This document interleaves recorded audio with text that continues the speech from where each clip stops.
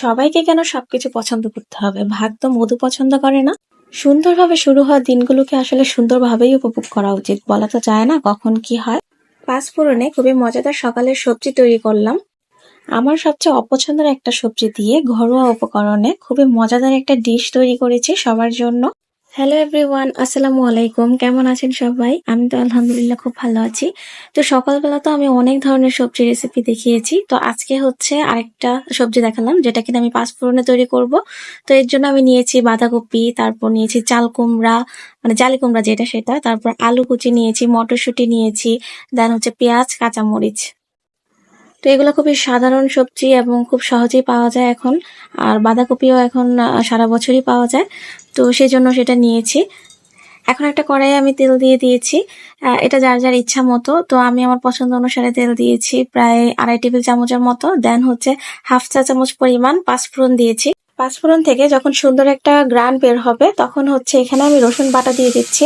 এখানে আসলে রসুন কুচি দিতে হয়, কিন্তু আমার কাছে সেটা নাই। আর সকালবেলা যেহেতু আমি খুব তাড়াহুড়োর মধ্যে বানাচ্ছি, তো এটাতে কোনো প্রবলেম হয় না। এখন হচ্ছে আমি রসুন বাটাটাকে একটু নেড়ে চেড়ে ব্রাউন কালার পর্যন্ত ভেজে নিচ্ছি। পুড়ে ফেলা যাবে না, সেদিকে খেয়াল রাখতে হবে। তো এখন হচ্ছে ভাজা হয়ে গিয়েছে, তো আমি একে একে সবজিগুলো অ্যাড করে দিচ্ছি। এই সবজিটা ভাজার ক্ষেত্রে পেঁয়াজ কাঁচামরিচ আগে ভাজার কোনো দরকার নেই। এখানে আমি যে সবজিগুলো ইউজ করেছি সবগুলোই হচ্ছে একই সাথে সেদ্ধ হয়ে যাবে। আর যদি এরকম হয় যে আপনারা যে সবজিটা ইউজ করবেন সেটা সেদ্ধ হতে একটু সময় লাগে বা কম সময় লাগে এরকম থাকে, তাহলে আগে যেগুলো বেশি সিদ্ধ হতে সময় লাগে সেগুলোকে আগে দিবেন, তারপর বাকিগুলোকে দিয়ে আস্তে আস্তে নেড়ে চেড়ে উঠিয়ে নিলেই হবে। তো এখন হচ্ছে আমি লবণ দিয়েছি, তারপর হলুদের গুঁড়া দিয়েছি, দিয়ে ভালো করে হচ্ছে মিক্স করে দেন হচ্ছে আমি একটা ঢাকনা দিয়ে ঢেকে সেদ্ধ করে নিব। গত 2 দিন ঘূর্ণিঝড় রেমালের তো ভয়াবহ তাণ্ডব দেখেছি আমরা। গত 2 দিন আগে ভিডিওটি পাবলিশ করার জন্য আমি রেডি করেছিলাম, কিন্তু আসলে এমন খারাপ লাগতেছিল যে ফেসবুকে ঢুকলেও হচ্ছে যে ভিডিওগুলো সামনে আসতেছিল যে মানুষ গলা সমান পানিতে দাঁড়িয়ে আছে। তো সেই জায়গায় দাঁড়িয়ে আসলে কুকিং ভিডিও আপলোড করার ইচ্ছা হচ্ছিল না। মানুষের জন্য আসলে দোয়া ছাড়া আসলে আমাদের এখন কিছুই করার নেই। অনেক ক্ষতি হয়েছে উপকূলীয় অঞ্চলের মানুষদের। তারপর আল্লাহ সবাইকে হেফাজত করুক, ওদের জানমালের নিরাপত্তা দান করুক। যতটুকু ক্ষতি হয়েছে আবার সেটা তাড়াতাড়ি রিকভার করে উঠুক, সেই দোয়াটাই রইল। সবজিটাকে সবসময় নাড়াচাড়ার উপরে থাকতে হবে, যেহেতু সবজিটাতে খুব কম মশলা ইউজ করা হয়েছে। যদি সবজিটার নিচে ব্রাউন কালার চলে আসে বা হচ্ছে পুড়া লেগে যায় তাহলে কিন্তু সবজিটা খেতে ভালো লাগবে না। তো এই ছিল, সবজি হয়ে গিয়েছে আমার। যারা কালারফুল সবজি পছন্দ করেন তারা গাজরও অ্যাড করতে পারেন। তো এখন হচ্ছে আমি রুটিগুলোকে ভেজে নিচ্ছি। রুটির ফুলে ওঠাটা আসলে আমি ভিডিও করতে নিচ্ছিলাম, তখন হচ্ছে এরকম পুড়ে গেছে। তো ভিডিও কল্যাণে এখন হচ্ছে একটু একটু রান্না পুরা লাগাচ্ছি আমি। তো আগে নর্মালি আমার রান্না আর কি পুড়তো না কখনো। তো যাই হোক, তো এখন হচ্ছে প্লেটটাকে আমি সাজিয়ে নিচ্ছি। তো রুটির সাথে, মানে ছেঁকা রুটির সাথে সবজি তারপর হচ্ছে ডিম ভাজা হলে আমাদের আর কিছুই লাগে না। বিশেষ করে আমার হাজবেন্ড এই সবজিটা খুব পছন্দ করে, মানে ও সবসময় সকালে রুটির সাথে সবজিটা খুঁজে। তো এই তো ওর জন্যই আসলে মেনলি তৈরি করা।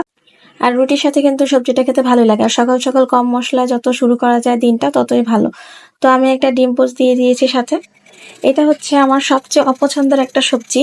তো আমার এটা খেতে কখনোই ভালো লাগে না। তো আজকে রান্না করব, কি করব সেটা ভেবে ফ্রিজ খুলে দেখি যে এটাই আছে ফ্রিজে।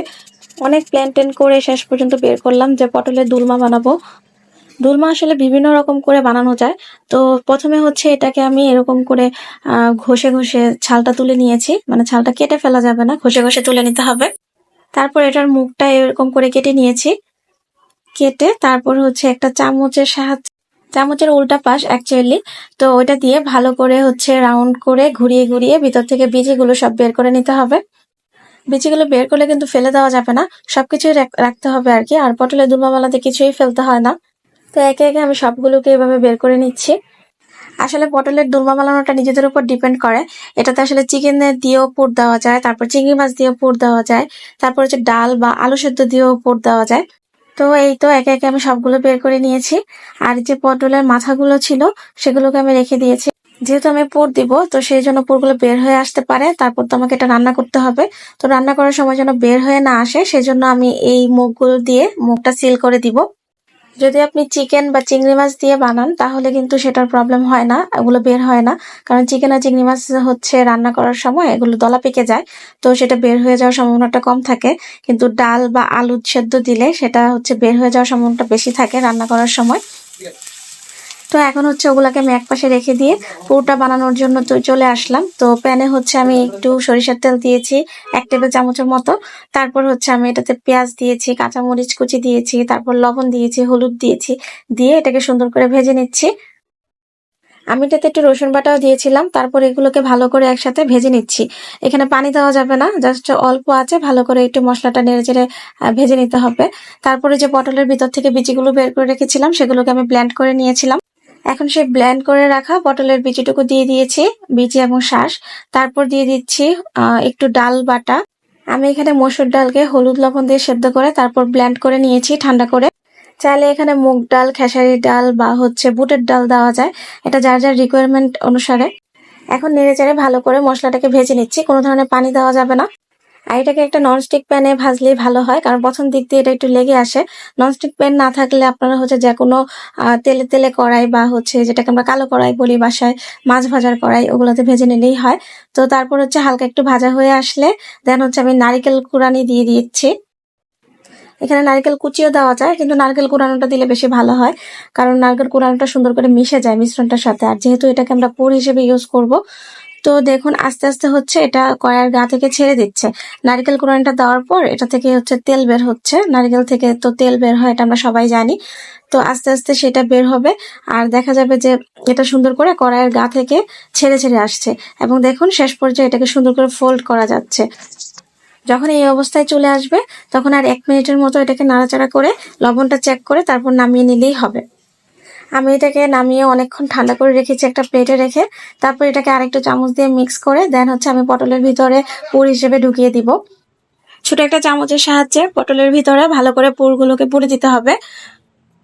পটলের একটা পাশ যেহেতু বন্ধ, তো দেখা যাবে যে চামচ দিয়ে ভালো করে এটাকে ঢুকাতে গেলেও ঢুকবে না, মানে এয়ার ক্রিয়েট হয় বা বাবল ক্রিয়েট হয় ভিতরে। তো তার জন্য হচ্ছে চামচের যে উল্টা পাশ আছে, উল্টা পাশ দিয়ে ভালো করে এটাকে খুঁচিয়ে খুঁচিয়ে ঢুকিয়ে দিতে হবে। এটা দেখে বুঝে নিতে হবে। তো একে একে আমি সবগুলো পটলকে এইভাবে রেডি করে নিচ্ছি রান্না করার জন্য। আর হ্যাঁ, যারা আমার ফেসবুক পেজ থেকে ভিডিওটা দেখছেন তারা আমার ফেসবুক পেজটাকে লাইক এন্ড ফলো করে দিবেন, লাইক কমেন্টস করবেন আমাকে প্রতিনিয়ত। আর যারা ইউটিউব চ্যানেল থেকে দেখছেন ইউটিউব চ্যানেলটাকে সাবস্ক্রাইব করে দিবেন। আর ভিডিওটি ভালো লাগলে অবশ্যই ভিডিওটিতে একটি লাইক দিতে ভুলবেন না। তো এখন পটলের পুর ভরার পর এখন হচ্ছে আমি এটাকে সিল করে নিব মুখটা। তো যেগুলো রেখে দিয়েছিলাম আর কি পটলের মুখগুলো কাটার পরে, তো সেগুলোকে হচ্ছে আমি একটু উপরটা কেটে নিয়েছি, দেখতেই পাচ্ছেন। তারপর একটা টুথপিকের সাহায্যে এভাবে হচ্ছে সিল করে দিচ্ছি। আর টুথপিকটা হচ্ছে একটু বাঁকা করে ঢুকাতে হবে, যাতে টুথপিকের অপর প্রান্তটা পটলের গায়ে ভালোভাবে গেঁথে যায়। না হলে কিন্তু রান্না করার সময় পটলটা যখন সফট হয়ে যাবে তখন দেখা যাবে যে ওটা খুলে আসতেছে। তো টুথপিকটা যদি একটু বাঁকা করে ঢুকান তাহলে সে খুলে আসার সম্ভাবনাটা থাকে না। তো এখন হচ্ছে একটা প্যানে অল্প একটু তেল দিয়ে দিচ্ছি, 1 টেবিল চামচের মতো। আমি এখানে সরিষার তেল দিয়েছি, পুরোটা রান্না আমি সরিষার তেলেই করব। তারপর অল্প একটু হলুদের গুঁড়া দিয়েছি, 1 চা চামচের 3 ভাগের 1 ভাগ দিয়ে ভালো করে চামচের সাহায্যে পুরো প্যানের গায়ে লাগিয়ে নিচ্ছি। তারপর হচ্ছে একে একে আমি পটলগুলোকে দিয়ে দিচ্ছি। এখন এটাকে নেড়ে চেড়ে একটু ভেজে নিচ্ছি, যাতে দেখতেও সুন্দর লাগে, কালারটা সুন্দর হয়, প্লাস হচ্ছে একটু সুন্দর একটা ফ্লেভার অ্যাড হবে আর কি একটু ভেজে নিলে। যেহেতু পটলগুলো আস্তে আস্তে এগুলোকে নাড়াচাড়া করতে একটু কষ্টই হয়ে যায়। মানে কে যে বলছিল রান্না অনেক সহজ, আসলে এক্সপেরিমেন্ট করতে গেলে তো আরো কঠিন হয়ে যায় বিষয়টা। ভিডিও দেখে মনে হয় যে কত সহজ রান্না বান্না, সেগুলো দেখে ইন্সপায়ার হয়ে বানাই, কিন্তু তারপর দেখা যায় যে রান্না করতে গেলে একদম নাকানি চুবানি খেয়ে অবস্থা 12টা বেজে যায়। কিন্তু তারপরও স্পেশালি কোনো ডিশ বানালে নিজেরও ভালো লাগে, তারপর হচ্ছে যাদের জন্য বানাই তাদেরও হয়তো বা ভালো লাগে। সো ভালো লাগাটাকে প্রাধান্য দিয়ে একটু কষ্ট করতে আসলে ভালোই লাগে। সো তখন আর কষ্টটা গায়ে লাগে না। তো এখন হচ্ছে আমার পটলটা সুন্দর করে ভাজা হয়ে গিয়েছে।